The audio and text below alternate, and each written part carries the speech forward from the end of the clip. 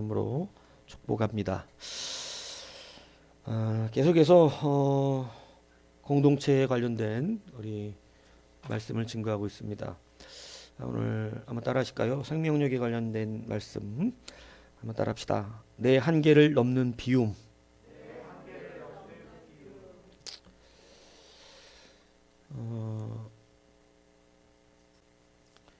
여러분, 이 공동체의 생명을 불어넣을 수 있는 그러한 참된 능력은 사실 우리로부터 나지는 않습니다. 오늘 본문을 보면 서로가 이런 말씀을 하고 있죠. 믿는 무리가 한 마음과 한 뜻이 되어 모든 물건을 서로 통용하고 자기 재물을 조금이라도 자기 것이라 하는 이가 하나도 없었다. 교회가 굉장한 초대교회의 부흥과 건설을 이루는 그러한 이제 외적인 모습을 우리 가운데 알려주고 있는데, 한 마음과 한 뜻이 되어서 여러분 가장 어려운 거라고 저는 생각합니다. 물건을 내 것이라고 하지 않는 믿음. 근데 자기의 재물을 자기 것이라고 하지 않을 수 있는 이러한 믿음이 필요하다는 거죠. 그런데 이것이 이렇게 되는 이유가 있습니다. 그렇게 되는 이유는 일단 믿는다는 거죠. 그래서 믿는 무리가 이렇게 시작하고 있습니다. 여러분, 교회가 하나가 되려면 믿어야 하는 것이죠. 믿음이 있어야 됩니다. 그럼 이 믿음은 어디서부터 발생되냐? 이 앞에 보면 성령이 임합니다. 성령이. 그래서 성령의 충만함이 이제 이 믿음으로 발현되고, 이 믿음을 가지면 여러분 한 마음과 한 뜻이 됩니다. 한 마음과 한 뜻이 되면 이제 우리가 그토록 쫓아 살았던 재물조차 자기 것이라고 하지 않을 정도로 이제는 자유함을 누리게 됩니다. 우리는 이게 좀 이해가 안 가죠. 막 내 재물을 쌓으려고 살고 있는데 어떻게든 내 것 조금이라도 늘리려고 살아가는데, 이것을 내 것이라고 하지 않는, 막 오히려 갔다 교회에다가 막 있는 것도 팔아갖고 내는 이러한 일들이 참 희한하고 말도 안 되고, 들으면 좀 세상 사람들은 열받는 얘기예요. 이런 얘기는. 그런데 이런 것이 여러분 액면으로 보면 이해가 안 가죠. 근데 여러분 보십시오. 돈의 노예가 아닌 것이 확실히 드러나잖아요. 진짜 자유한 인생을 산다는 것이 초대교회의 모습을 보면 명확하게 드러납니다. 그렇게 될 수 있는 중요한 단어가 오늘 본문에 나오는데, 성령의 충만을 통해서 그들이 이제 33절에 보면 큰 권능으로 주 예수의 부활을 증언했다. 은혜를 그걸로 받는다. 이렇게 표현하고 있습니다. 성령의 충만과 믿음이 있는데 그들에게 하나님의 큰 권능이 나타나고, 그들에게 중요한 사실은 예수 그리스도의 부활이라는 사실이에요. 참 기본적이죠. 여러분, 우리가 내적으로 외적으로 충실하고 진짜 은혜를 누리는 거 다시 한번 말씀드립니다. 큰 비전은 아주 작은 것입니다. 근데 정말 큰 것은 뭔지 아세요? 여러분, 하나님의 말씀 앞에 정직하게 서는 것, 예수의 부활을 믿는 것, 정말로 예배하는 예배자가 되는 것, 이게 정말 큰 겁니다. 수많은 운동선수들의 그 놀라운 기술력은요, 아주 작은 것 중에 하나입니다. 그것을 히딩크가 증명해냈어요. 히딩크가. 히딩크가 한국 축구의 문제점, 제가 늘 얘기하잖아요. 한국 축구가 우리나라는 그렇게 얘기했어요. 우리는 힘은 좋은데 기술이 없다고. 우리나라 축구가 옛날부터 우리나라 축구를 스스로 판단할 때 우리는 체력은 있는데 기술이 없다. 근데 히딩키가 와서 딱 가르치더니 딱 한 말이 뭐냐면, 한국은 기술이 없는 게 아니라 힘이 없다 그랬어요. 그래갖고 히딩크 훈련법이 뭐냐면 견뎌낼 수 없을 정도의 체력 훈련이었습니다. 그냥 계속 체력 훈련만 시켰어요. 박지성 같은 산소 탱크가 그래서 나온 거거든요. 체력 훈련만 시켜요. 체력 훈련이 어디까지 가게 하냐? 이 사강까지 가게 합니다. 그러니까 여러분 기술은 가장 작은 거예요. 이제 우승까지 가려면 그 체력에 기술이 더해지면 된다 그랬어요. 근데 체력만 튼튼하면 4강까지 가요. 이게 무슨 얘기인지 이해가십니까? 자, 그럼 복음으로 끌고 올까요? 기도 생활, 예배 생활, 말씀 보는 생활, 이거만 정직하고 충실해도 영적인 4강을 올라갑니다. 여러분 이거 반드시 잊지 마세요. 여러분들 하는 헌신과 여러분들이 막 뭔가 대단한 꿈을 꾸고 엄청나게 하는 이런 것들은 가장 작은 것 중에 하나예요. 그것으로 4강 못 가요. 우리는 올림픽 본선도 진출하지 못했었어요. 근데 여러분 체력이 딱 올라가고 나니까 32강만 들어가면 꿈과 같은 게 이루어진다고 했던 말이 4강까지 간 거예요. 한 방에 그냥 그 기록을 깰 수 없을 정도로 갈아치웠거든요. 여러분 다시 한번 말씀드리지만 여러분 주 예수의 부활을 믿은 것, 여러분 이 단순한 게 여러분 믿으십니까? 예수님의 부활을 진짜로 믿으시길 축복합니다. 이것이 얼마나 튼튼한 기초인지 몰라요. 여러분 알지 말고 믿어야 된다는 말 하는 거예요. 예수의 부활이 있었다는 거 알지 마시고 믿으십시오. 여러분 분명히 예배자로 우리가 말씀의 사람으로 이 작은 것에 확실해질 때 여러분 우리가 그동안 감당했던 헌신이 그때서 조금의 스킬을 발휘해서 여러분 좋은 결과를 나타내는 겁니다. 그래서 한 마음과 한 뜻이 되어지는 믿음이 있으면 되는 거예요. 믿음이 앞서야 한다는 거죠. 오늘 본문에 정말 중요한 단어가 33절의 이 말씀입니다. 사도들이 큰 권능으로 주 예수의 부활을 증언하니. 오늘 교회 공동체가 하나하나 생명력을 쌓기 위해서 이제 우리가 붙들어야 되는 게 뭐냐면 이 증언하다의 아페디든트로 마리튠이라고 하는 이것이 무슨 말이냐면, 그러니까 여기는 증언하다지만 이 원어들에는 이 안에 이 내용의 속뜻들이 있잖아요. 그러니까 이 증언하다는 이 헬라어의 증언하다는 그 원래 의미가 참 재밌습니다. 그게 뭐냐면 내가 마땅히 갚아야 할 빚을 갚다 이런 의미예요. 그러니까 우리가 원어를 좀 같이 깨달아야 이 증언하다는 의미가 어떤 의미, 왜냐하면 한자도 여러분 그런 거 아시죠? 이 사자성어 얘기하면 그 본뜻이 있지만 그 사자성어를 만들어낸 실질적인 어떤 그 사건이 있어요. 그죠? 그래갖고 뭐가 뭐 하는 것을 이렇게 이제 표현하듯 그런 속뜻이 헬라어에도 있어요. 그러니까 이게 뭐냐면 증언하다라고 쓰이는 단어지만 이 증언하다라고 하는 그 의미 안에 그 증언하다는 말이 왜 형성이 됐냐면 빚을 갚는다는 것이 증언하다는 뜻이에요.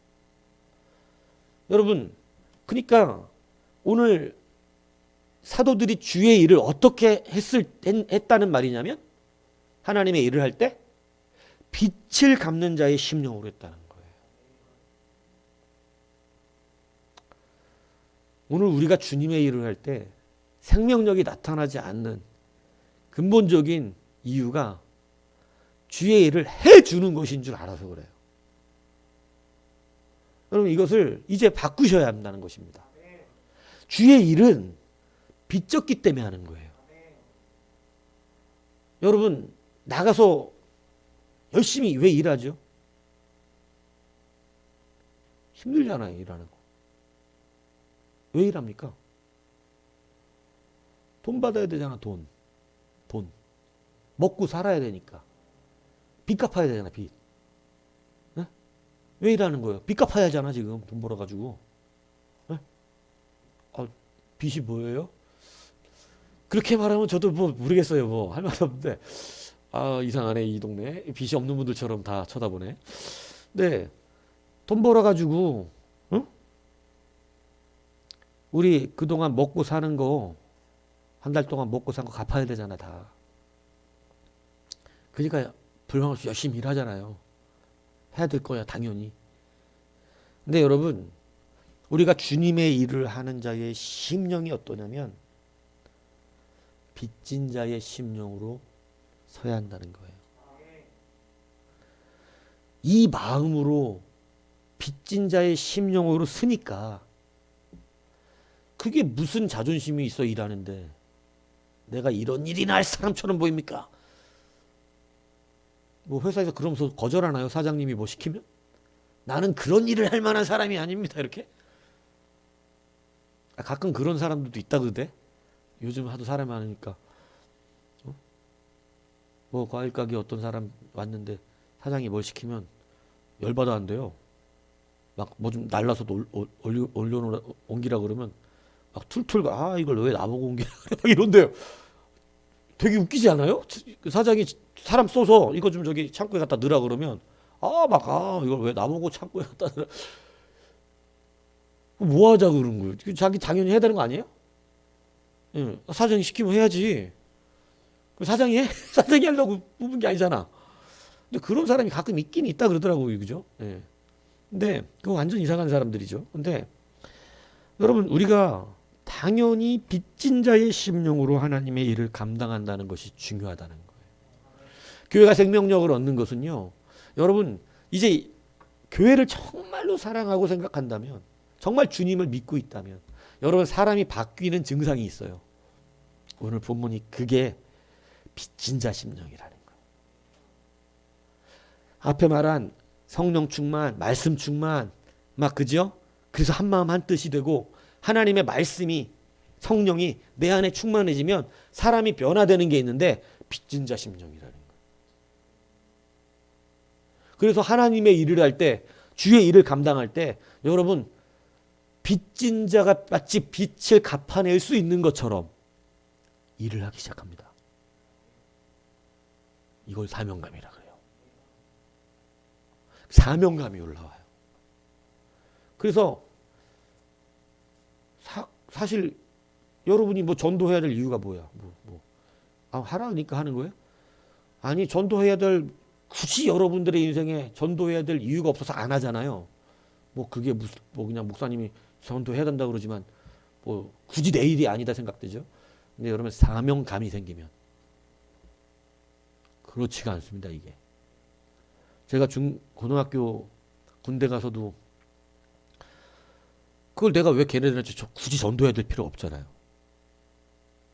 그럼 뭐 진급이 빨리 되는 것도 아니야. 전도한다고 돈이 생기는 것도 아니고 내가 이 청년 시절에 근데 그냥 시간만 얻으면 전도를 했어요. 시간만 얻으면 쉬는 시간만 되면 전도하고 막 예수를 증거했다고. 근데 안 해도 되는 거잖아. 내가 왜 그거를 왜 해야 되나? 뭐가 있기 때문에 그렇죠? 아니 나도 모르는 사명감이 이 안에 있는 거야. 저도 모르는 그 사명감이 내 안에서 올라와 발동이 돼서 해야 되는 거야. 이거는 마치 빚진 사람이 돈 갚듯이. 빚지면 자꾸 신경 쓰이잖아요. 갚아야 되는데 이거 빨리 갚아야 되는데 빨리 갚아야 되는데. 근데 그런 안 해도 되는데 뭐가 그렇게 나는 막 쉬는 시간에 그렇게 쉬질 않고 전도를 했는데 그 전도에 하나님의 은혜가 나타났어요.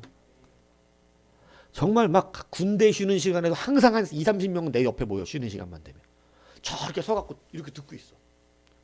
정말 놀랍죠. 학교에 고등학교 때 쉬는 시간 되면 말씀을 전하면 나는 책상에 앉아있고 옆에 있는 짝꿍한테 전도를 하는 건데 그러면 그 짝꿍한테 하는 얘기인데 그걸 듣는다고 한 2, 30명이 몰려있어. 참 신비스러운 일들이었어요. 지금 생각. 난 당연한 거야. 다 몰려들어야 돼 원래. 근데 그때는 그냥 그러면 몰려들어서 듣고 있고 막 짝꿍은 변화가 안 되는데 저기서 듣고 있던 놈이 변화가 되고 그래서 막 교회 가야 된다. 교회 가야 된다. 이게 사명감이에요. 근데 그 사명감이 어떠한 것에서 나오냐면 오늘 성령님과 말씀으로 충만하면 당연히 우리 안에 생성되는 게 뭐냐면 빚진 자 심령이에요. 어떤 사람이 예배를 충실하게 드리는 줄 아세요? 아니 왠지 모르게 나는 이 예배에 적극적으로 동참돼야 될 것 같아. 빚진 자 심령이 가능합니다. 누가 적극적으로 전도를 하죠? 빚진 자 심령이. 그 사명감이 내 안에서 올라오는 거예요. 그래서 막 내 주변에 조금만 친해지고 알면 저 사람 어떻게든 교회 나가게 해야 될 텐데 이런 게 그냥 올라와. 그게 뭐냐면 성령과 말씀으로 충만하다는 증거라는 거예요. 사명감이 고취된다고. 그래서 여러분 빚진 자의 심령으로 하나님의 말씀을 증언했다는 거예요. 그러니까 증언의 행위가 그럼 하나님의 일을 하는 행위가 그렇게 일어나는 거예요. 증거, 너희는 나의 증인이 되라 그랬잖아요. 증인이라는 게 꼭 말씀만 전해서 증인이 되는 건 아닌데 본론적으로 예수 그리스도를 전파하는 여러 가지 방법이 있잖아요. 예수님을 증거해내는 우리의 삶 속에서. 근데 그러한 수많은 증거하는 증인으로서 살아가는 삶이 다 무슨 자의 심령이라고요? 빚진 자의 심령이에요. 그 빚진 자의 심령이 생기니까 이들에게 변화된 게 있는데 그게 바로 뭐냐면 마치 갚아야 할 사람처럼 자기의 재물들을 내놓더라. 믿습니까? 여러분 이 사람들이 갑자기 왜 자기의 재물을 자기의 밭을 막 팔아가지고 그걸 막 하나님 앞에 내놓냔 말이에요. 지금까지는 내 통장에 쌓아놓는 것을 위해서 살았는데 갑자기 막 밭 땅을 한 평이라도 더 살려고 살았는데 갑자기 자기 있는 땅을 팔아가지고 그 돈을 그냥 하나님 앞에 내놓더라는 거예요. 아니 이게 왜 그러냐는 거야. 이게 뭐가 바뀌었기 때문에 그런 거예요. 빚진 자의 마음이 돼버린 거예요.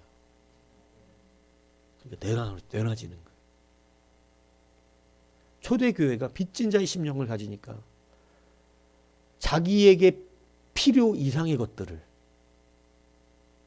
내놓기 시작하는 겁니다. 이게 빚진 자 심령이 아니면 안 되지.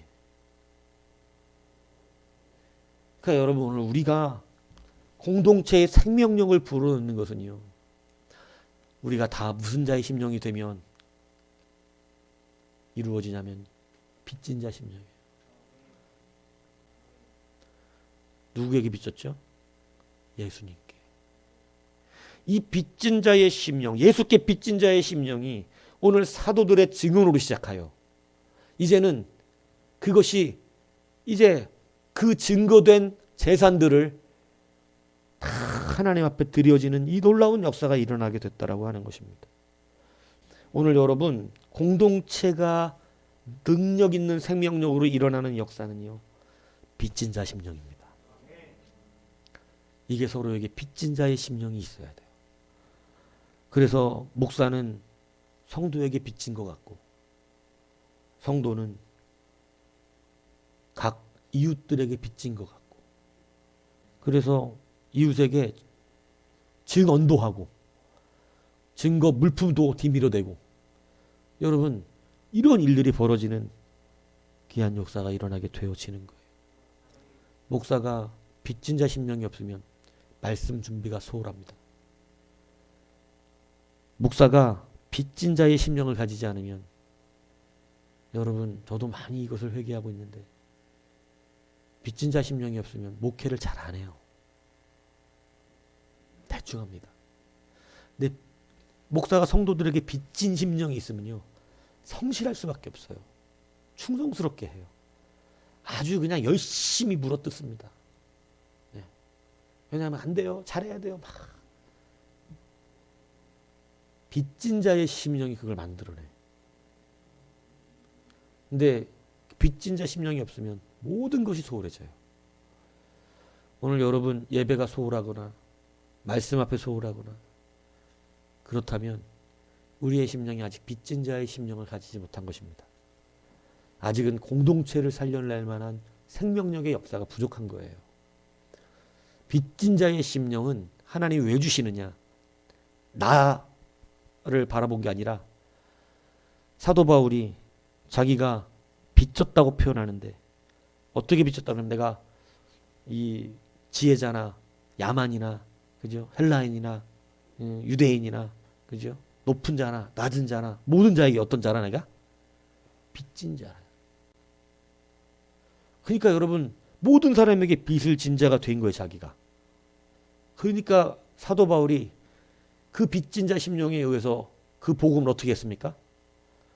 충만하게 증거한 거예요. 빚진 자 심령이 그것을 만들어냈다는 사실을 기억하시기 바랍니다.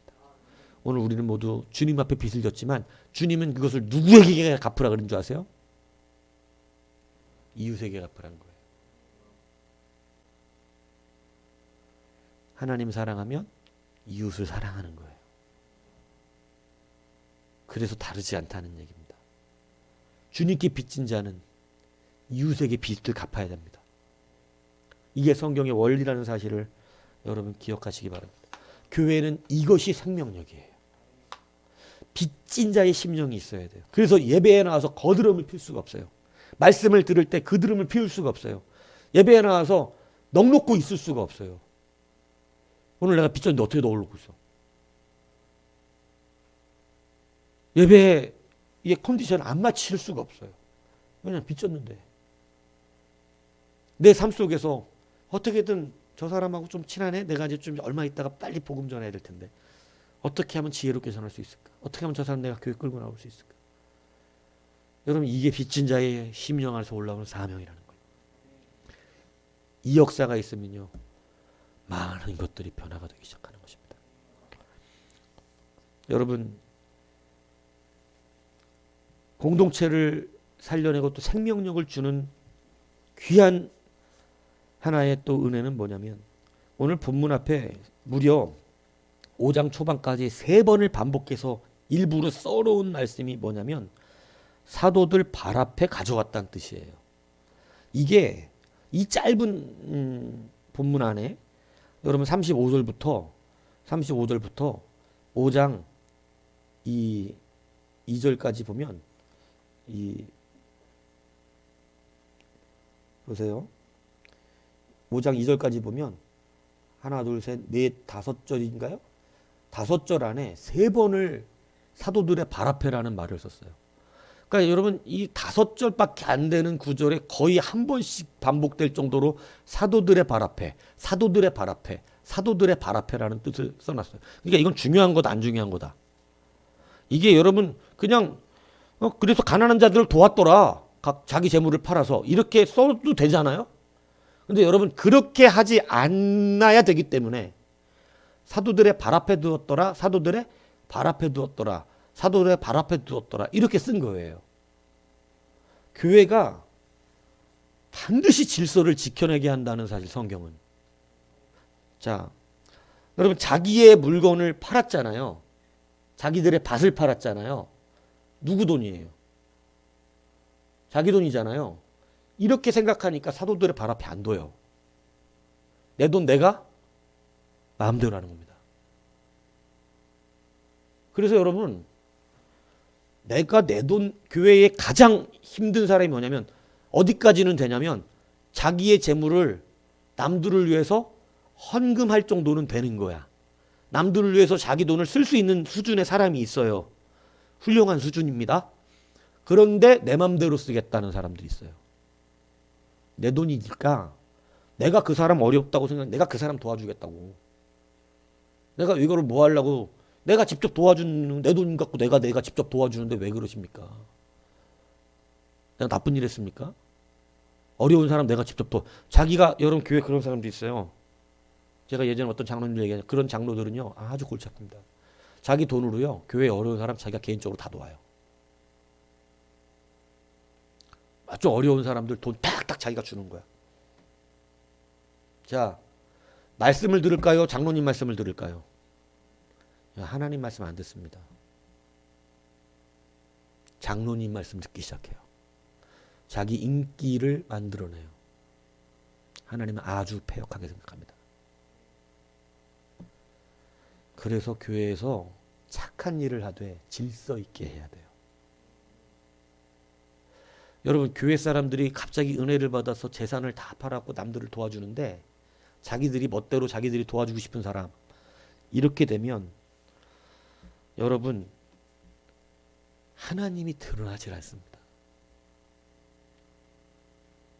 어저께 우리 이미옥 집사님이 오늘 박은철 머리 깨끗하게 잘라왔는데 박은철이가 머리가 지저분해갖고 무슨 이 레게하는 사람처럼 앉아 있더라고. 그러니까 그게 보기가 저긴지 우리 임육 기사님이 머리 이발해야겠다. 그러니까 박은철이가 돈이 없어서 이발도 못해요. 그랬더니 아휴 내가 이발비 줄게. 이발비를 주는 거야. 할렐루야. 잘 자르고 갔잖아. 깔끔하게.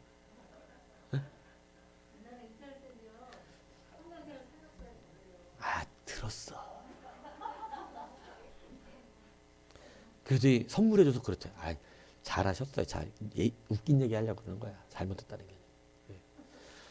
나한테 줬어야지.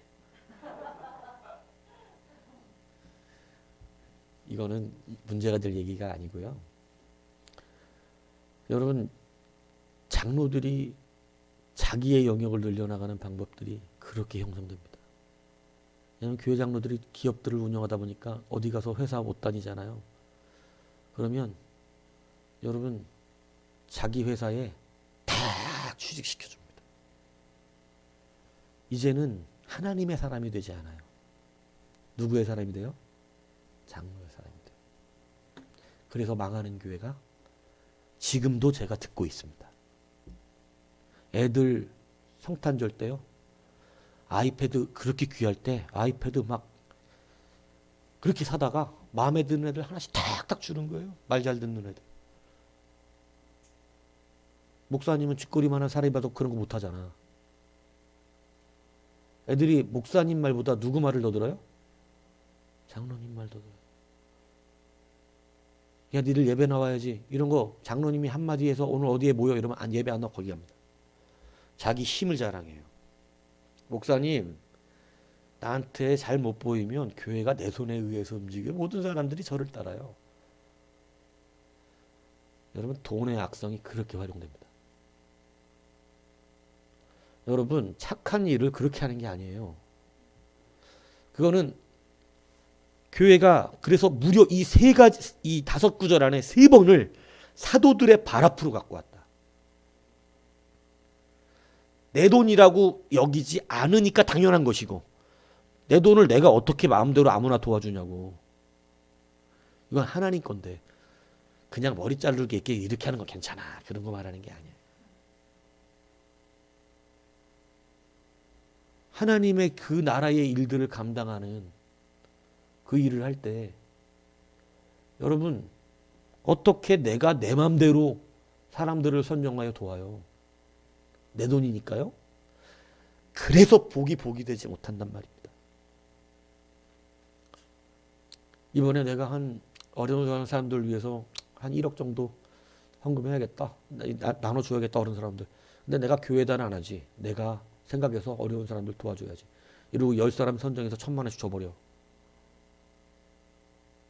막 감사하다고 그러고 소문이 돌죠.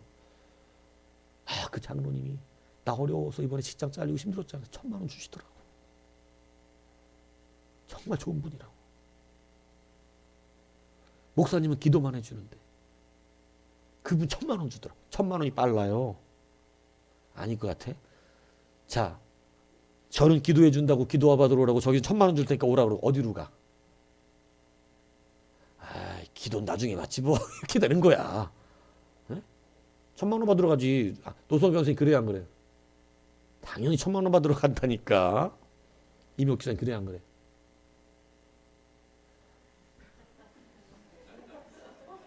뭐라고요? 빨라. 저도 뭐라 그럴 것 같아요. 목사님 저 오늘 1,000만 원 받으러 오는데 어떻게 해야 되죠? 받으러 가세요 이러지. 받아오셔야 돼. 근데 여러분 하나님의 질서가 그것 때문에 깨지는 참 안타까운 일이 벌어집니다. 여러분 오늘 우리가 다시 한번 이거 정확하게 들으셔야 돼요. 내 돈이 진짜 아니잖아요. 빚진 자잖아요. 당연히 내가 마음대로 쓸 수 없습니다. 밭을 파는 것은 우리의 권한이에요. 내가 돈을 가난한 자들을 위해서 내야겠다는 건 여러분의 판단입니다. 하지만 그것을 누구에게 나누어 주고 어떻게 쓸지에 대한 것은 교회가 권한을 갖고 있다. 성경은 이걸 분명하게 가르칩니다. 이걸 질서라고 표현하고 자기가 감당해야 될 은사라고 말하는 거예요. 나는 내는 은사가 있지. 가난한 자들을 위해서. 그거 결정할 것까지는 여러분이 안 하셔도 돼. 그건 교회 지도자가 하면 돼. 교회 지도자가. 왜? 여러분 교회 지도자가 하면 목사님이 줬다고 생각을 하는 게 아니에요. 누가 줬다고 생각하죠? 교회가. 교회가 줬다고 생각하는 건 누가 줬다고 생각하는 거예요? 하나님. 근데 이 희한하게 그렇습니다. 목사가 방문하면 교회가 왔다 간 거야. 대표성을 가지기 때문에. 그런데 내 개인적으로 혼자 방문해서 왔다 갔잖아요. 그러면 그 집사님이 왔다 간 거야. 그 집사님이 좋은 집사님이야. 그래서 우리가 이 모든 좋은 일을 할 때 항상 주의 이름 앞에 정직해야 하는 것입니다. 나는 그 사람 가난하고 힘드니까 내가 방문해주고 내가 도와주는 거지만 여러분 그게 내 이름이 들어가는 것이고 내가 들추어지는 것이면 하나님만 못해요. 그때는 차라리 교회에 의뢰를 하는 겁니다. 왜냐하면 이게 오해가 될 소지가 있겠다. 이거를 내가 오히려 주의 영광을 가리겠다. 주의 영광 가린다는 건 그렇게 쓰는 거예요. 내가 주님의 자리에 올라가겠다. 자칫하다 주님의 자리를 뺏겠다. 되게 조심해야 됩니다. 오히려 내가 도운 자가 되겠다. 그래서 여러분 진짜 생각 있는 분들은 정말 자기가 누구를 개인적으로 도와주고 싶을 때도요. 자기의 이름으로 하질 않습니다. 목사님 이거 그 가정 좀 도와주고 싶은 마음 때문에 제가 그 가정 때문에 내는 헌금인데 그 가정 도움될 수 있도록 교회에서 돕는 것으로 이렇게 해주셨으면 좋겠다고 교회에 헌금하는 그것도 자기가 함부로 결정할 수 있는 게 아니에요. 그렇게 해서 교회 예수 그리스도의 이름이 가게 해야 되는 거예요. 얼마나 이것이 중요한지 무려 3번을 사도들의 발 앞에 두어야 한다. 사도들의 발 앞에 두었다. 사도들의 발 앞에 두었다는 거. 이게 질서예요. 그런데 여러분 얼마나 많은 사람들이 자기 멋대로 자기가 좋은 이미지를 만들어내고 자기가 흥합니다. 예수가 쇠해요. 여러분 내가 쇠해야 되고 예수님이 흥해야 합니다. 교회는 그런 교회가 되어야 일어나는 거예요. 근데 각자 자기가 흥하면 예수님은 계속 죽습니다. 계속 죽어요. 오늘 착한 일로 들이밀지 마세요. 제가 늘 얘기하는 거예요. 제가 얼마나 많은 사람들을 도와줬는데 그래서 그 모양 만든 거예요.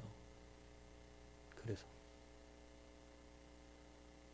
교회 질서가 다 파괴되고 성도들의 믿음을 다 뺏어버리는 사람을 의지하게 하고 사람이 좋다고 말하게 하는 그래서 여러분 이 시대의 모든 물질 은혜가 충만하니까 자기들이 안 해. 정말 하나님의 말씀이 충만하고 성령이 충만하고 한마음이 되니까 한마음이 되면 나를 드러내지 않아요. 머리를 드러내지. 그래서 목사가 영광을 받지는 않지만 제대로 신앙생활하는 사람들은요. 늘 일정한 패턴에 그러한 그 언어 구사가 있어요. 다 자기를 말하지 않습니다. 은혜를 돌려요. 그래서 진짜 이 사람의 심령에 은혜가 있구나를 알게 되는 거예요.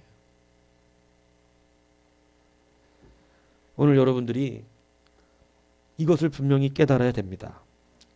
그래서 우리가 이 질서를 지켜내는 그 능력이 얼마나 우리가 하나님의 일을 하는데 큰 것인지를 다시 한번 깨닫기를 바랍니다. 여러분 하나님이 요셉을 들어 크게 쓰셨잖아요. 근데 하나님이 일꾼을 부를 때 개인을 위해서 불러 쓰시는 것이 아니에요. 요셉 잘 되라 이렇게 하신 게 아니에요. 이거 이제는 각인하셔야 돼요. 여러분 자꾸 우리는 개인적으로 잘 되기 위해 기도했잖아요. 내가 잘 되어야 교회가 잘 된다라고 믿는 이런 이상한 그게 아니라 하나님이 요셉을 부를 때 요셉을 잘되게 하시려고 그러신 것이 아니라고 성경은 분명하게 말하고 있습니다. 요셉을 내가 총리 만들고 싶어서 이거 아니라니까요. 그거 요셉이 깨달았어요. 여러분, 왜 모든 12아들 중에 요셉이었느냐? 그가 공동체적입니다. 어떻게 되느냐? 당신들이 나를 이곳에 팔았다고 근심하지 마소서. 한탄하지 마소서. 요셉의 말이죠. 하나님이 생명을 구원하시려고 이 이스라엘이라고 하는 이 공동체를 구원하시려고 당신들보다 나를 먼저 이곳에 보내신 것입니다. 확실히 깨달았어요. 이거 나 잘되라고 이 자리에 하신 이거 내 거가 아니었구나. 이거 갚아야 될 자들이 있구나. 내가 이 자리에 있는 것은 그들의 생명을 보호하기 위한 것이었구나. 확실하게 알았어요.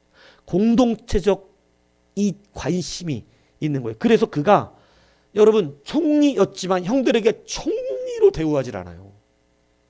여전히 뭐예요? 자기는 동생입니다. 놀랍죠. 이게 질서를 지켜내는 자예요. 질서를 지켜내는 자에게 하나님이 공동체를 지켜내는 자이기 때문에 질서를 안 지키면 그 사람 절대 공동체를 지켜내지 않습니다. 목사를 우습게 하는 사람이 교회 공동체 지켜낼 것 같아요? 절대 그렇지 않아요. 목사 말에 순종하지 않는 사람이 공동체를 지켜냅니까? 여러분 절대 그렇지 않아요. 여러분 하나님 말씀 순종하셔야 됩니다. 근데 목사 말도 존중해야 됩니다. 교회는 그런 질서가 돼 있어요. 하나님만 지켜내면 되는 것이 아니에요. 목사도 교회 지도자고 장로도 교회 지도자이기 때문에 여러분 그들의 말을 들어야 돼요. 젊은 자들아 장로들에게 순종하라. 말하잖아요 성경이. 내가 말하는 게 아니라. 왜 그렇습니까? 교회는 질서가 그 교회를 강하게 만들고 질서가 그 교회를 튼튼하게 세워나가요. 근데 하나님만 사랑하고 하나님께 내가 믿음이 있으면 됐지 나는 사람에게는 안 해. 이 사람은 교회에 쓰임받을 수가 없고 하나님 쓰지도 않습니다. 어떻게 보이는 바 사람에게 하지 않는 자가 보이지 않는 바 하나님을 사랑한다 말하는가? 여러분 보이는 자 앞에서도 하는 거예요. 근데 지금 교회가 수없이도 이 많은 것들이 깨져서 여러분 이것들이 지켜지지 아니하고 바른 가르침을 가르치지 않죠. 여러분 그런데 이 요셉이 그래서 형들을 용서할 수 있었던 이유는요. 자기 개인의 삶이 반영된 게 아니라 하나님의 나라 백성의 공동체적인 사명이 그 안에 반영됐기 때문인 거였어요. 그렇기 때문에 형들을 용서할 수 있었어요. 그렇죠? 안 그랬다면 이 총리의 자리가 개인적인 부귀였다면 형들은 어떻게 됐을까요? 그냥 죽는 겁니다. 군사를 끌고 가서 죽였을 거예요. 어차피 친형도 아니야. 자기 생각엔. 다 배가 달라. 자긴 자기 동생만 지키면 돼. 구박받고 살았어. 이런 시대에 무슨 그게 대단하다고 없애버리면 그만이죠. 그런데 여러분 동생으로 서 있었습니다. 총리의 자리가 그를 총리처럼 만들지 않았어요. 형들에게 끝까지 동생같이 서 있었어요.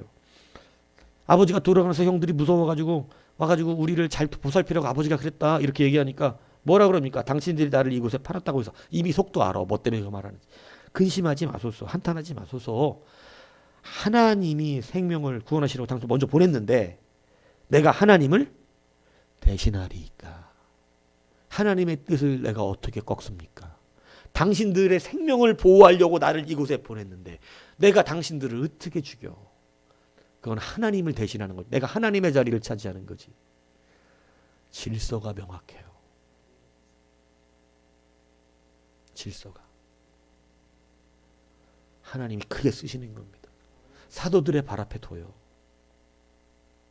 내가 하나님을 대신하지 않습니다. 여러분 이 말씀을 깊이 있게 새기셔야 됩니다. 지금 많은 사람들이 주 앞에서 응답을 누리지 못하고 복을 받지 못하고 한국교회가 깨지며 고통받고 있고 겉으로는 뻔질을 하지만 영적으로 지금 여러분요 얼마나 많은 사람들이 고통받고 있는지 몰라요. 정신적인 이 고통을 받고 있어요. 막 우울증, 막 무슨 조울증, 무슨 또 뭐 이 요즘 공황장애 이런 게요. 교회 안에 제가 목사님들 들으면 심각하더라고요. 불안하고 잠 못 자고 근심, 괜한 불안과 근심이 생기고 영적인 이런 고통들이 임하는 거예요. 여러분 질서가 지켜지지 않기 때문에 그래요. 지금 많은 사람들이 다른 헌신을 해. 막 돈도 헌금도 많이 한대. 근데 여러분 왜 고통받습니까? 근데 질서를 안 지켜. 헌금 많이 해놓고 목사는 우스워. 자기 영역을 지켜. 개인적이야. 이기적이에요. 공동체적으로 그걸 지켜내고 있는 게 아니야. 착한 일이지만 선한 일이 되진 않아. 이런 일들이 너무나 많이 벌어지고 있어요. 여러분 다시 말하지만 많은 사람 구제해도 소용이 없을 수 있다. 이기적이면 안 되는 것입니다. 그래서 오늘 우리는 분명히 기억해야 돼요. 질서를 지켜내는 신앙이 교회를 세운다는 거예요. 그러니까 오늘 본문에 보면 사도들의 발 앞에 두니 사도들이 무엇을 따라 배분했다고 나눠줬어요? 필요를 따라. 여러분 이게 중요한 거잖아요. 사도들의 발 앞에 두면 어떻게 배분이 돼? 필요를 따라서. 그런데 내가 개인적으로 하게 되면 어떻게 해야 되냐면 친분을 따라, 이익을 따라, 인기를 따라, 명예를 따라, 조건을 따라, 나를 다른 사람들을 따라. 이게 필요를 따라 못 가요. 내가 하면. 나는 좋은 마음으로 했지만 이게 그리스도 안에 필요를 따라 가게 된 것이 아니라 그 영광을 다 자기가 받아버려요. 인기가 올라가요. 여러분 이익을 받아요. 전혀 다른 것들이 일어나게 돼요. 그래서 여러분 기억하셔야 됩니다. 여러분 주님의 질서를 반드시 지켜내세요. 내 돈을 내 맘대로 못한다고요? 그러니까 내 돈이잖아. 벌써 내 돈처럼 느껴지게 돼. 여기는 자기 돈처럼 여기는 사람이 없대요. 은혜는 이걸 분명하게 하고 있다는 거예요. 그러니까 은혜 받았으면 내 돈처럼 여겨지지 않는 거예요. 하나님의 것인 건 줄 아는 거예요. 그래서 이것이 여러분 놀라운 능력이 일어나는데 오늘 그 중에 교회가 한 사람의 이름을 우리 가운데 가르쳤는데 그 사람의 이름이 뭐예요? 바나바예요. 왜냐하면 이 바나바가 아마 그 중에 가장 정직하고 가장 하나님 보시기에 기쁜 그러한 아마 헌신이 있었을 것입니다. 바나나는 부자집이에요. 그죠? 이 여러분 아시잖아요. 그죠? 이 부자거든요. 부자인데 이 부자집에 다 집안이 부자야. 네? 막 다락방도 있을 정도로 큰 집 갖고 있고 막 이런 부자의 집안들인데 여러분 이 부자의 집에서 돈도 엄청나게 자기 밭을 다 팔았어.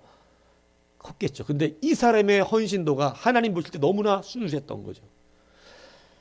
그래서 여러분 보십시오. 오늘 이 본문에 자기의 밭을 팔아. 그죠?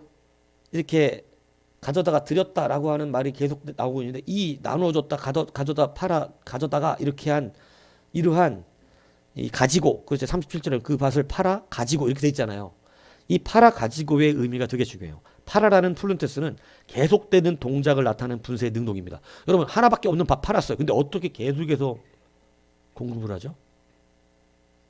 그럼 보세요. 가져다가 에페론 아직 완결되지 않는 미완료 과거예요. 다시 말하면 지금 이 사람은 한 번의 일이었잖아요. 자기의 밥 팔아서 한 번만 갖다 준 거잖아요. 그런데 이 바나바가 한 번 자기의 밭을 팔아 갖다 낸 자기의 전 재산을 내버린 이것이 여러분 어떻게 성경은 말하냐면 미완료 과거로 계속해서 이게 능동적으로 일어나고 있는 그 역사가 계속될 수 있게 되었다는 거예요. 누가 해주시는 건가요? 여러분 우리가 한계를 넘을 수 있는 능력이 어디서 나타나냐면 우리는 전 재산 갖다 바쳐버리면 난 뭐 먹고 사냐? 이렇게 생각을 하잖아요. 근데 하나님의 훈련의 방법을 우리가 다시 이제는 분명하게 깨달아 알아야 되는 게 뭐냐면, 여러분, 만나를 하나님은 날마다 거두게 하셨어요. 이 기본적인 훈련입니다. 가장 기본적인. 오늘 내일 거 안 거둬도 내일 반드시 뭐가 생겨? 만나가 생겨요.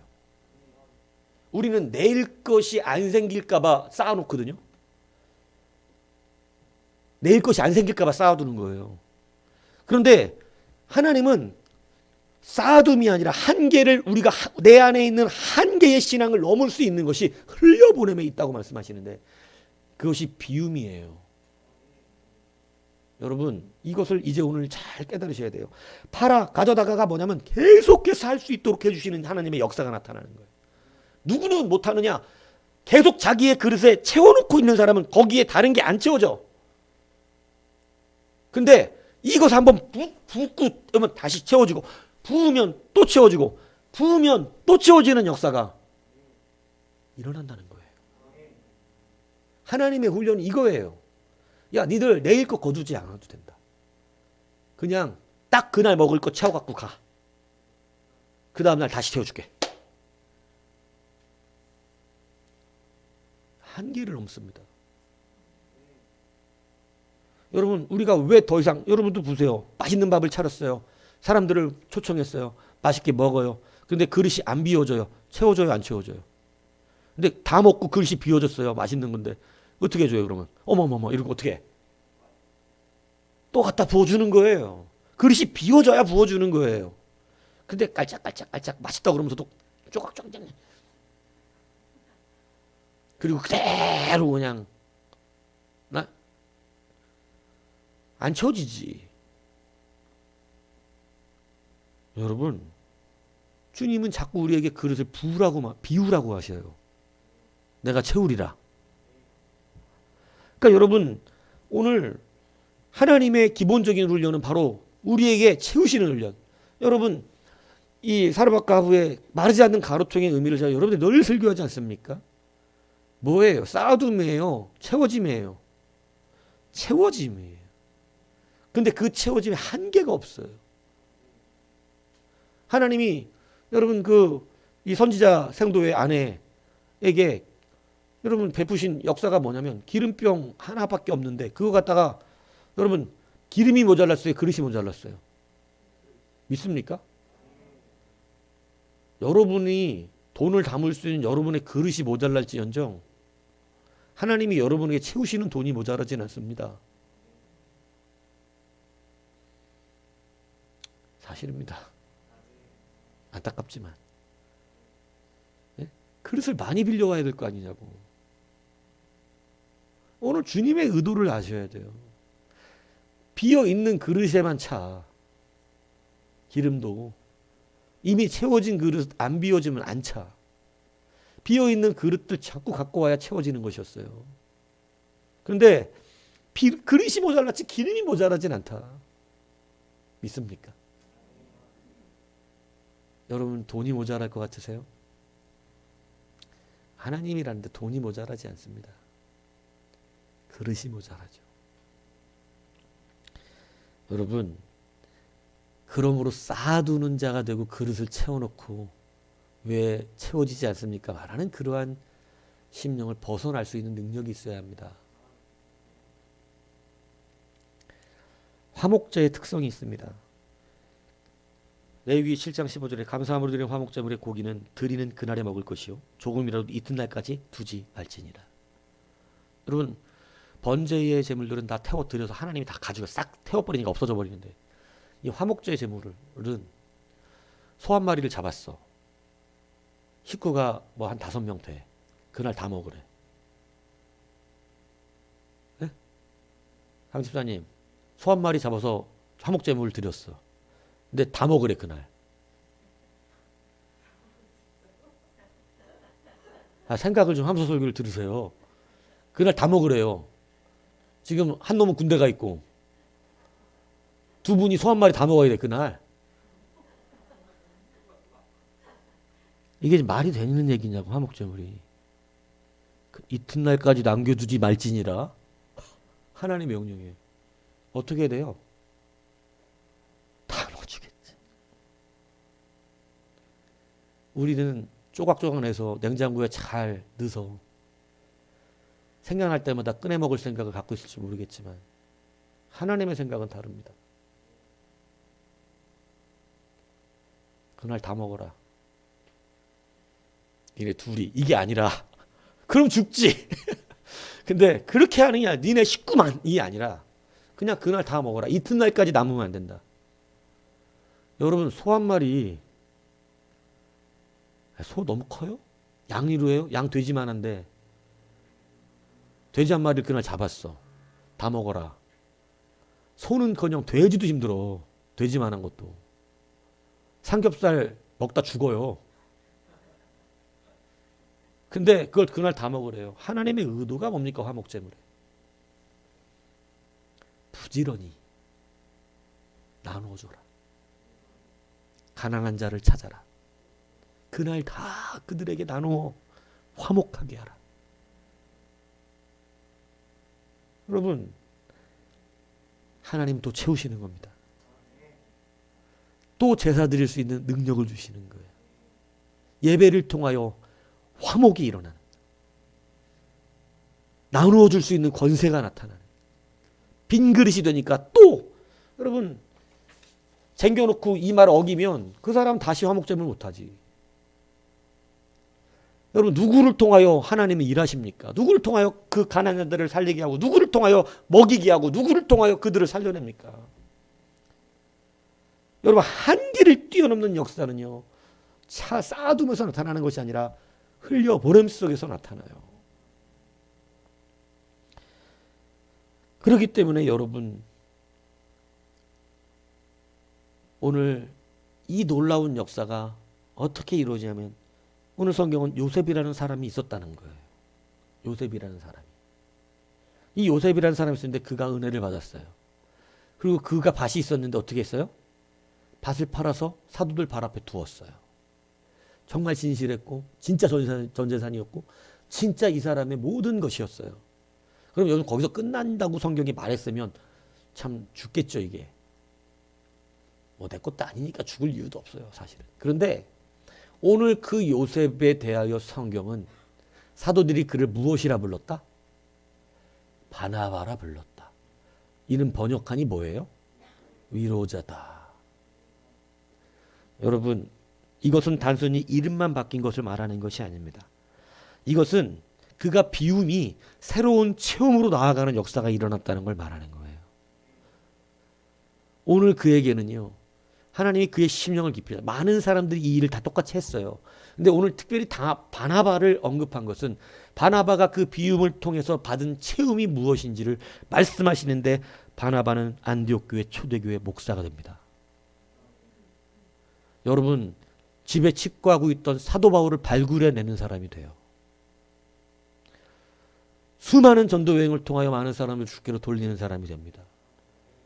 예전 고전에는요 바나바서까지 있어서 정경에 오를 수 있을 수준의 그러한 글도 써서 많은 사람을 가르쳤다. 물론 이것의 정통성의 의심 때문에 정경이 되진 않았습니다만 여러분 그러한 글도 바나바가 여러분 하나님의 놀라운 사역과 능력들을 감당하는 새로운 체험이 그의 삶에 일어났어요. 하나님은 이제 적극적으로 글을 쓰셨어요. 무슨 얘기인지 이해가세요?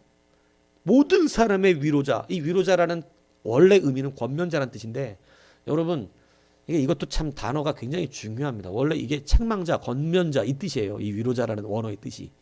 근데 그러니까 여러분 사실은 우리가 위로를 뭘로 받는 거예요? 책망으로 받는다는 뜻이에요. 성경의 원어 깊이 공부해야 됩니다. 여러분의 위로가 그냥 사람의 사탕발림으로 하는 립서비스로 받는 게 아니고 이 위로자라는 원어의 뜻이 원래 책망자, 권면자 이런 뜻이에요. 권위자. 그러니까 여러분 하나님이 이 바나바라고 이 사람이 이름한 것을 성경 우리나라 그냥 위로자라는 의미로 더 깊이 있게 의역이 됐지만 사실은 이제 그를 단순히 하나님 앞에 돈 들였던 사람으로만 쓰는 것이 아니라 사람들을 권면하는 사람들을 책망을 낼 수 있는 그러한 하나님의 이제 직접적인 사역자 하나님의 말씀의 사역자로 그의 모든 지경을 어떻게 하시는 거예요? 넓히신 거예요. 그래서 바나바가 써져 있어요. 다른 사람들도 다 드렸어요. 그들은 다 계속 어떻게 할 수 있도록 앞으로도 계속 그러한 재물들을 드릴 수 있는 놀라운 지속적인 성경의 원어가 계속해서 할 수 있도록 하나님이 그들의 비움을 어떻게 하셨다? 채우셨다는 말씀을 하고 있는 거고, 오늘 그 중에 특별히 하나님은 바나바를 언급해. 바나바의 그 충성 때문에 그를 종으로, 말씀의 종으로 그를 불러 이제는 사람들을 직접적으로 가르치는 사도의 반열에 세우셨어요. 사람마다 받은 은혜가 좀 다르긴 하지만 오늘 이곳에는 이렇게까지 하나님 앞에 채움이 일어난다는 걸 보여요. 왜냐하면 성경은 돈으로 충만하게 받는 것보다 하나님의 이러한 직접 사역에 나오는 것이 또 귀한 택함 아니에요? 그러니까 그것을 만들어주고 있는 거예요. 바나바를 말하는 거예요. 바나바가 이제 요셉이 뭐가 되었다? 바나바라 불리우는 자가 되었다. 그는 말씀을 전하는 자가 되었고, 그는 책망하는 자가 되었고, 그는 말씀의 권위자가 되었다. 이것이 사람의 위로가 된다. 예전에는 물질로 위로했지만 이제 말씀으로 위로하는 자가 되었다. 그래서 많은 사람들에게 참된 생명을 증거하였다. 여러분, 이 원어의 뜻을 알면 우리가 신앙생활을 어떻게 해야 되는지 여러분 깊이 알아요. 여러분, 하나님의 말씀은 원래 책망이에요. 그 책망이 우리로 틀린 길을 보게 하고 바른 길을 가게 한다는 거죠. 그게 그의 위로가 돼요. 그래서 다윗을 보세요. 하나님의 모든 말씀 앞에 그는 나를 책망하사 그러잖아요. 주의 말씀이 나를 책망하사 내 양심을 깨우사. 여러분, 이 다윗의 고백은 하나님의 말씀이 늘 자기를 어떻게 했다? 때렸다, 쳤다 이거야. 그런데 그것이 나를 어떻게 했다? 내 길에 등불이 되고 나를 살게 하고, 인자가 무엇이간데 나를 권면하사, 나를 왜 채찍질을 하사, 인자가 무엇이간데 하나님 나를 때리사 나를 살게 하셨나이까. 인자가 무엇이간데 주의 지팡이의 막대가 나를 안위하시나이다. 여러분, 놀라운 고백들이 일어나는 것입니다. 오늘 여러분, 비우면 채워집니다. 어떤 자들을 앞에 나온 사람들, 오늘 여기 그 파라 그 앞에 두다가 계속 나오는 거예요. 이것도 계속 나오는 거예요. 사도들 3번 나왔죠. 사도 3번 나온 동안 3번 나와요.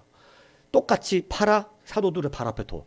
그러니까 어떤 사람은 그것을 사도들의 발 앞에 두어서 계속해서 물질을 헌신할 수 있는 물질의 이 충만함이 일어나기 시작하고, 오늘 바나바는 하나님이 그것을 더 뛰어넘어 이제는 직접으로 사람을 세우는 그 일에 바나바를 쓰셨다. 위로자가 되게 하셨다. 여러분, 비움을 두려워하실 필요가 없어요. 하나님은 비운 그릇을 채워주세요. 그것은 성경의 변함없는 약속이에요. 믿음으로 우리는 이걸 받아야 합니다. 요즘 목사님들은 이걸 믿음으로 선포를 하기가 어려워요. 왜냐하면 그렇게 했다가 진짜 가난하면 힘들잖아.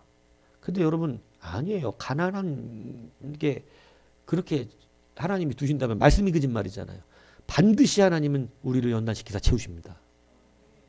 오늘 이 말씀들을 기억해 내시기 바라요. 여러분, 빚진 자의 심령이 됩니다. 성령과 말씀이 충만하면. 여러분, 그래서 믿음이 생기면 한마음 하나가 된답니다. 여러분, 한마음 하나가 안 되는 건 뭐가 없기 때문이죠? 믿음이 없기 때문입니다. 빚진 자 심령이 되면 갚을 자처럼 나누게 되는 거예요. 여러분, 그냥 헌신이 안 돼요. 내가 빚졌기 때문에 헌신되는 거예요. 그죠? 내가 빚졌기 때문에 갚아내는 거예요. 그래서 자기의 것을 자기의 것이라 하지 않아요. 내가 오늘 갚아야 될 돈이 100만 원인데 내가 여러분 100만 원 벌었어요. 내 돈입니까? 아니에요. 빚 갚을 돈이에요. 내게 아니라고요. 여러분, 이게 빚진 자의 심령이에요. 오늘 내가 복음을 증거하고 하나님 나라의 일을 위하여 기도하고 예배하고 전도하며 하는 모든 것은 빚진 자 심령이 일어나야 합니다. 이 빚진 자 심령이 있을 때 여러분, 내 멋대로 그 돈 내 돈이니까 맘대로 합니까? 여러분, 내 몸뚱이니까 내 몸대로 맘대로 하나요? 여러분 하나님을 진짜로 믿는 사람은요 자기 몸을 학대하지 않아요. 살찌지 않습니다. 저도 회개하는 중이에요. 이 벨트 위로 배가 나오면 회개해야 됩니다. 그냥 건강을 생각해야 돼. 건강을. 살을 찐다는 게 건강 생각하라 이 얘기를 하는 거예요. 내가. 내 몸이 건강해야 될 거야. 하나님 나라 위해서. 살 쪘다는 자체를 말하는 게 아니라 건강을 지켜내라는 얘기를 하는 거라 이 얘기하는 거예요. 내 몸이 아니에요. 내 시간이 아닙니다. 누구 앞에 둬야 돼요? 하나님 앞에 두시길 축복합니다. 이게 질서라는 거예요. 여러분 내 돈 내가 맘대로 못 해요. 내가 내 돕고 싶은 사람 돕지 않아요. 그것은 무엇이 안 되냐면 필요를 따라가 안 돼요. 하나님의 필요를 따라 공급이 안 됩니다. 내 인기를 따라서 내 이득을 따라서 내 친분을 따라서 내 영역을 따라서 분명히 배분되게 됩니다. 그러나 하나님 앞에 두면 공정하게 필요한 사람들에게 갑니다. 나를 드러내게 하시지 않으세요. 잘 되기를 원한다면 나를 드러내면 안 됩니다. 하나님을 드러내시기 축복합니다. 여러분 한계를 넘게 하는 것은요 뭐라 그랬어요? 비워내는 거예요. 세 번째는 비워야 채워진다고 말하는 겁니다. 여러분 어떻게 꽉 차 있는데 더 이상 채워도 다 흐르지 그게 되겠어요? 그죠? 기름이 모자라요? 그릇이 모자라요? 그릇이 모자라요. 여러분 그릇 하나밖에 안 준비해서 그래요. 너무 빨리 찼죠. 그릇을 많이 준비하십시오. 무슨 그릇을? 빈 그릇을. 비우셔야 돼요. 비움에 채움이 있어요. 예수님이 가르치신 것이 바로 그 비움이에요. 예수님은 자기를 비워 종의 형체를 가지사 사람의 모양으로 나타나 자기를 낮추시고 죽기까지 복종하셨으니 그 십자가의 주님. 이 빌립보서 2장의 말씀이 우리의 신앙의 전반을 가르치고 있는데 그래서 이름으로 하나님이 그를 지극히 어떻게 하셨다고? 높여 모든 이름 위에 뛰어난 이름을 주사 하늘에 있는 자들과 땅에 있는 자들과 땅에 있는 자들 모든 무릎을 예수의 이름 앞에 꿇게 하시고 모든 입으로 예수를 그리스도 주라 시인하여 하나님 앞에 영광을 돌리게 하셨느니라. 그가 예수님이 자기를 비워 종의 형체를 가지셨어요. 십자가에 복종하여 죽으셨어요. 그랬더니 누가? 하나님이 그를 어떻게 하사? 지극히 높여 모든 이름에 뛰어난 이름을 주사. 할렐루야. 이 좋잖아요. 저만 좋아요? 비우면 누가? 하나님이 그를 지극히 높여 세워주시겠대요. 쫄지 말라 얘기하는 거예요. 겁먹지 말라 얘기하는 거예요. 그럼 뭐 겁먹어? 그 잠깐 어려운 걸. 잠깐 힘들고 뭐 이렇게 겁을 먹어요. 그런 거 뭐 겁먹지 마세요. 내 안에 한계를 넘는 것이 바로 비움 속에서 나타납니다. 왜냐하면 비우지 못하는 자는요. 많은 것이 부족합니다. 믿음도 부족하고 소망도 부족하고 사랑도 부족하고 그래서 여러분 늘 그 상태죠. 여러분 뭐 여러분의 재산을 다 팔아서 갖다가 교회에다 내세요 이렇게 말하는 것입니까? 그렇지 않습니다. 여러분 그것은 여러분이 할 수 있는 것이 아닙니다. 성령으로 충만하십시오. 그리고 믿음으로 한마음 하나가 되십시오. 그래서 오늘 이 말한 세 가지가 그죠? 여러분의 것이 되기를 바랍니다. 이 세 가지가 여러분의 것이 되면요. 이 놀라운 체험의 역사가 경험됩니다. 그래서 하나님이 정말 쓰시기 좋은 우리 모두가 되기를 주님의 이름으로 축복합니다.